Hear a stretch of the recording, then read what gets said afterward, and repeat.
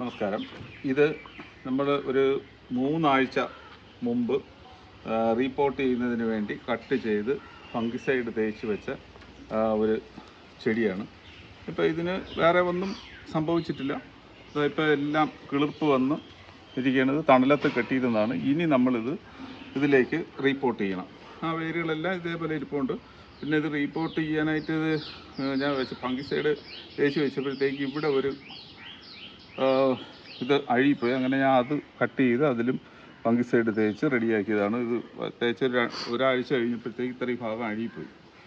അപ്പോൾ അത് വീണ്ടും റെഡിയാക്കി വെച്ചതാണ്. ഇനി നമുക്ക് ഇത് റീപോർട്ട് ചെയ്യുന്നതിനായിട്ട് ഒരു ചെടിച്ചട്ടി എടുത്തിട്ട് ഇതിലടിയിൽ വെള്ളം നല്ല രീതിയിൽ വാർന്നു പോകുന്നതിനായിട്ട് മെറ്റലോ സാധാരണ ചരലോ ഏതെങ്കിലും ഇടണം. അല്ലെങ്കിൽ വെള്ളം നല്ല രീതിയിൽ വാർന്നു പോകില്ല.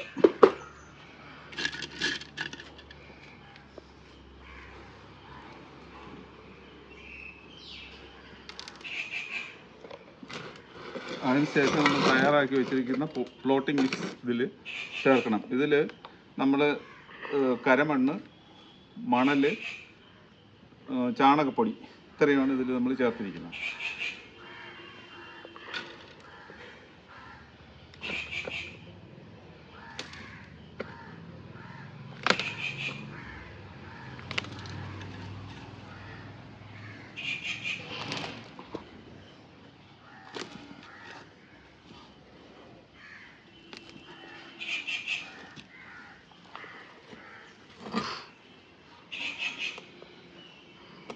ഇത് നമ്മൾ റീപോർട്ട് ചെയ്യുമ്പോൾ പ്രധാനമായിട്ട് ശ്രദ്ധിക്കേണ്ടത്, ഇത് മണ്ണിന് മുകളിൽ എത്ര ഭാഗം വയ്ക്കാൻ പറ്റുമോ അത്രയും മണ്ണിന് മുകളിലായിരിക്കണം.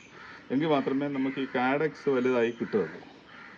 അതുകൊണ്ട് പരമാവധി ഇത് മണ്ണിൻ്റെ ഇരിക്കാൻ തന്നെ നമ്മൾ ശ്രദ്ധിക്കണം. ഇനി നമുക്കിത് സൈഡിൽ കൂടെ മണ്ണിട്ട് ഫില്ല് ചെയ്യും.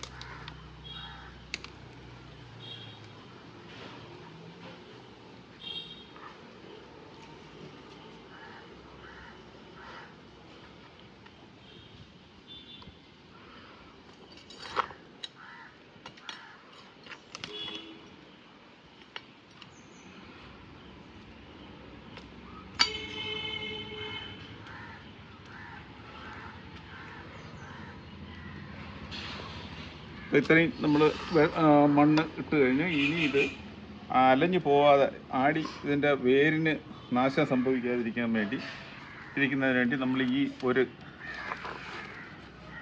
ചരട് ഇങ്ങനെ ഇതിൽ കെട്ടി ബലപ്പിച്ച് നിർത്തും. ഇത് ഇപ്പോഴും തന്നെ ഇത് ആടുന്നുണ്ട്. അപ്പോൾ അത് മാറ്റുന്നതിന് വേണ്ടി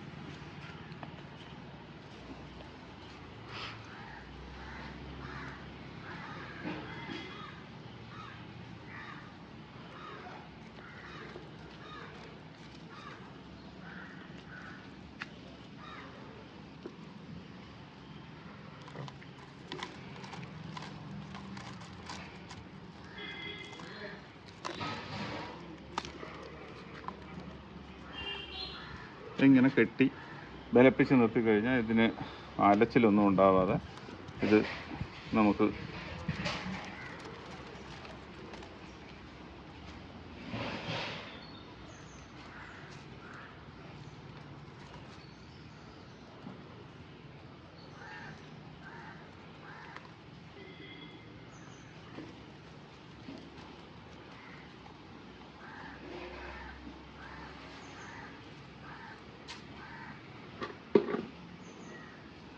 അപ്പോൾ ഇതിൻ്റെ റീപോർട്ടിംഗ് കഴിഞ്ഞു. ഇനി നമുക്ക് അടുത്ത,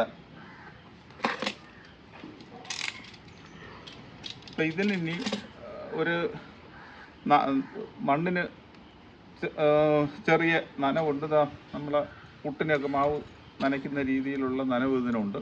അപ്പോൾ അതുകൊണ്ട് ഇതിന് ഒരു 4-5 ദിവസത്തേക്കൊന്നും വെള്ളം ഒഴിക്കണ്ട.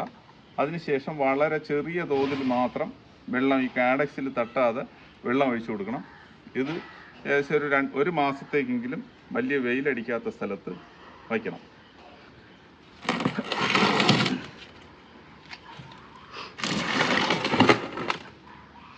ഇനി കഴിഞ്ഞ ദിവസം തന്നെ നമ്മൾ മറ്റൊരു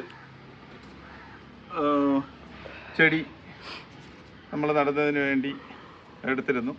അതിനും ഇതുപോലെ തന്നെ അതിൻ്റെ അടിവശം കുറേ ചീഞ്ഞു പോയി. അപ്പോൾ അത് ബാക്കി അതിൻ്റെ മേല് വെച്ച് കട്ട് ചെയ്ത് അതിന് ശേഷം ഫംഗിസൈഡ് തേച്ച് എടുത്തതാണ്. അപ്പോൾ ഇതെല്ലാം യഥാർത്ഥ റീപോർട്ട് ചെയ്യാനായിട്ട് എടുത്തിട്ട് ഇപ്പം 3 ആഴ്ച സമയമായി.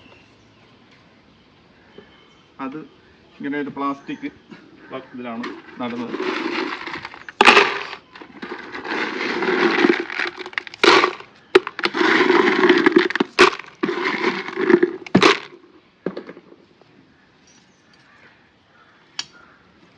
മെറ്റലിട്ടതിന് ശേഷം നമുക്ക് മണ്ണ് നിറയ്ക്കാം.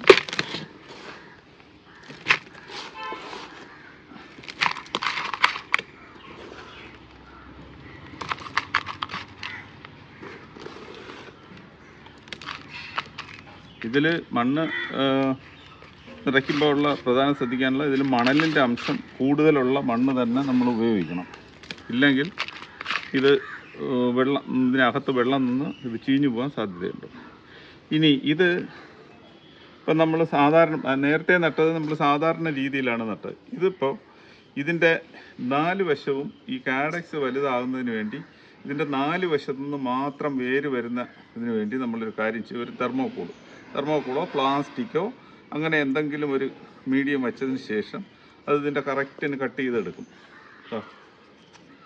ഈ ഷേപ്പ്, ഇതിൻ്റെ അതേ ഷേപ്പിൽ കട്ട് ചെയ്തെടുത്ത് ഇത് ഇങ്ങനെ വെച്ചിട്ട് അതിൻ്റെ പുറത്താണ് മണ്ണിടുന്നത്. അപ്പോൾ അങ്ങനെ വരുമ്പോഴത്തേക്ക് ഇതിൻ്റെ 4 വശത്തുനിന്നും വേര് വരും. വേര് വന്ന് നമുക്കിത് ഒരു 2-3 പ്രാവശ്യം റീപോർട്ട് ചെയ്യുമ്പോൾ നമുക്ക് നല്ലൊരു ചെടി, നല്ല ഷേപ്പിൽ വേര് വന്ന ഒരു ചെടിയായിട്ട് നമുക്ക് മാറിക്കിട്ടും.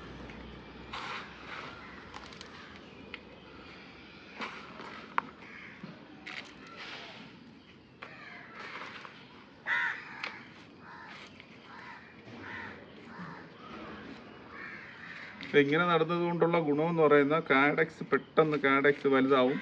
4 വശമുള്ള വേര് ആഴ്ന്നിറങ്ങും. അത് നമ്മൾ അടുത്ത പ്രാവശ്യം റീപോർട്ട് ചെയ്യുമ്പോൾ നമുക്ക് ഇഷ്ടപ്പെട്ട രീതിയിൽ അത് ഓർണമെൻ്റലാക്കി നമുക്ക് എടുക്കാൻ പറ്റും.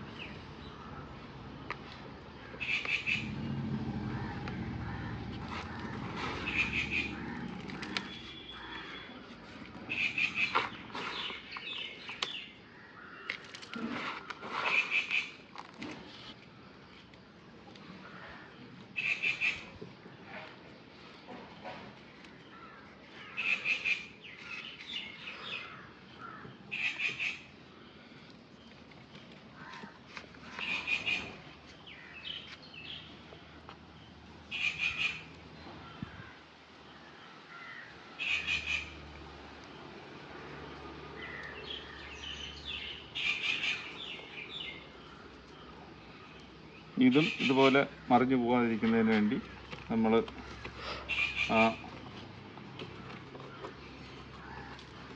ചരട് കൊണ്ട് കെട്ടി ഉറപ്പിച്ച് നിർത്തണം.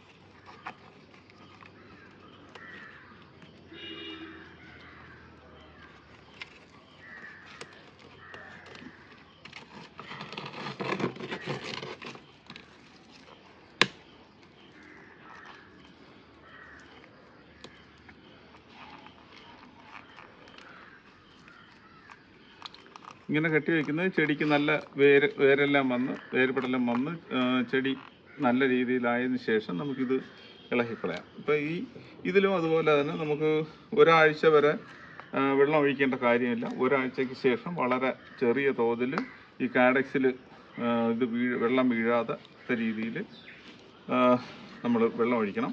അപ്പോൾ ഇങ്ങനെയാണ് ഈ 2 രീതിയിൽ അഡീനിയം റീപോർട്ട് ചെയ്യുന്നത്.